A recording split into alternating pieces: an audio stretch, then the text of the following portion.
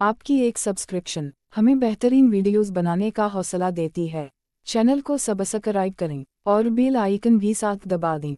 Hello hi दोस्तों, मेरा नाम है रिन्ही, उम्र 32 साल और मेरे 3 बच्चे हैं। यह कहानी जो मैं आप लोगों को बताने जा रही हूँ यह 2 साल पुरानी है। बात कुछ यूँ है कि मेरी नंद की शादी थी और क्योंकि उनका क्वार्टर अलहदा था तो मुझे शादी के पहले 3 दिन उसके साथ रहना था। हमारे यहाँ यह माना जाता है कि दूल्हा दुल्हन को अकेले नहीं छोड़ना चाहिए। उसके घर में सिर्फ एक बेडरूम और एक गेस्ट रूम था। खैर दिन तो गुजर गया और रात दिन के 11 बजे के करीब सब लोग चले गए। मैं भी गेस्ट रूम में आ गई। कुछ देर ही गुजरी थी कि मुझे डर लगने लगा। मैंने अपनी कसम को कॉल की और आने का कहा तो उसने कहा कि बच्चे अभी सोए ही जाग जाएंगे, लेकिन अगर आप कहो तो मैं सुल्तान को भेज देती हूँ। सुल्तान उसका भाई और मेरा कजन है जो तकरीबन मेरा हमउम्र है। क्योंकि मुझे डर लग रहा था मैंने कहा ठीक है, और वैसे भी मैं आ रही है। सुल्तान ने पहुंचकर कॉल की तो मैंने गेस्ट रूम का बाया वाला दरवाजा खोला और सुल्तान अंदर दाखिल हो गया। कुछ देर हम बातें करते रहे और तकरीबन दिन के 12 बजे सुल्तान ने लाइट ऑफ करके कहा कि अब सो जाओ और खुद मोबाइल में मसाफा हो गया। कुछ देर में उसे देखती रही। मैंने दुपट्टा उतार कर साइड में रखा और करवट लेकर सोने लगी और ना जाने कब मेरी आंख लग गई। अभी मैं कच्ची नींद में थी कि मैंने अपने जिस्म पर किसी का हाथ महसूस किया। मैं समझ गई कि सुल्तान बदतमीजी कर रहा है। मुझे बहुत गुस्सा आया और मैंने फौरन करवट बदली। अब मैं बिल्कुल सीधी लेट गई। उसने भी डर कर अपना हाथ हटा लिया, लेकिन कुछ देर के बाद उसने फिर से वही बदतमीजी शुरू कर दी और मेरी तरफ से कोई हरकत न पाकर वह बढ़ता चला गया। मेरे तो होश ही उड़ गए। एक बार तो सोचा कि अब इसे गालियां देकर यहाँ से निकाल दूं, लेकिन फिर सोचा कि एक तो साथ ही ननंद का अपने ही उसे क्या कहूंगी और दूसरा अकेले डर भी लग रहा है, तो अगर यह चला गया तो मैं क्या करूंगी। बस यही सोचकर मैंने खामोशी से बर्दाश्त करने का सोच लिया। कुछ देर ऐसे रहने के बाद उसकी हिम्मत मस्जिद बढ़ती गई। उसने अपना काम जारी रखा। मैं शायद की तरह को पहुंच गई। मेरे जिस्म में कर्क दौड़ने लगा। मैं उसकी गर्मी को पूरी तरह महसूस कर रही थी, लेकिन उसे यही लग रहा था कि मैं सोई हुई है, जिससे उसकी हिम्मत बढ़ती चली गई। उसे डर था कि कहीं मेरी आंख न खुल जाए। आग तो मेरे अंदर भी लगी हुई थी, लेकिन शर्म भी आ रही थी। सुल्तान ने धीरे धीरे मेरी एक टांग को हरकत देखकर जगह बनाना चाहिए, लेकिन ज्यादा कामयाब न हो सका और अब तो मेरी नीयत भी पिछड़ने लगी थी और मैं भी अब पूरा लुत्फ लेने के लिए बेचैन थी। मैंने हल्की हल्की सी सिसकारी ली और उसका हाथ पकड़ लिया। वह एकदम डर गया। मैंने कहा यह क्या कोट? तो उसने कहा शोर नहीं करना वरना तुम्हारी ननंद को हम पर शक हो जाएगा, और कहा कि इतना नहीं, मैं कुछ बताता हूँ। उसने मोबाइल की लाइट ऑन की और मेरे जिस्म पर रोशनी डालते हुए बोला कि मैं सब कुछ देख चुका हूँ, इसलिए अब कुछ कहना बेकार है। थोड़ी सी बनावट इज्जत करने के बाद मैं भी उसका साथ देने लगी। मैंने कहा बस थक गए? तो उसने कहा कि अभी तो एक स्ट्रिप और लगाना है। मैंने कहा पागल ना बनो, अभी 2 रातें और भी है। लेकिन वह कहाँ रह सकता था, हम दोनों इतने थक गए थे। सुबह जब मेरी ननंद ने दरवाजा खटखटाया तो हमारी आंख खुली और हम उसी हालत में थे जैसे रात को सो गए थे। मैंने ननंद को आवाज दी कि मैं आती हूँ और सुल्तान को भी उठाया। मैंने उसे कहा कि जल्दी से घर जाओ, किसी को शक ना हो जाए। बहुत मुश्किल से उसको भेजा और बाहर आ गई तो नंद ने हाल पूछा। मैंने कहा कि बस थक भी गई थी और रात को सोई भी देर से हुई इसलिए, और फिर नहाकर तैयार हो गई और कामकाज में लग गई और मदद और रातें भी हमने ऐसे ही गुजारी। लेकिन इस वक्त मुझे उन तीनों रथों में होने वाले गुनाह का बहुत ही ज्यादा पछतावा है। मेरा शहर में से बहुत प्यार करता है और मैं उसका हक किसी और को देखकर बहुत शर्मिंदा हूँ। दोस्तों, अगर कहानी पसंद आई हो तो हमारे चैनल को जरूर सब्सक्राइब करें ताकि मस्जिद ऐसी कहानियाँ भी आपको वक्त और आसानी के साथ मिलती रहे हैं।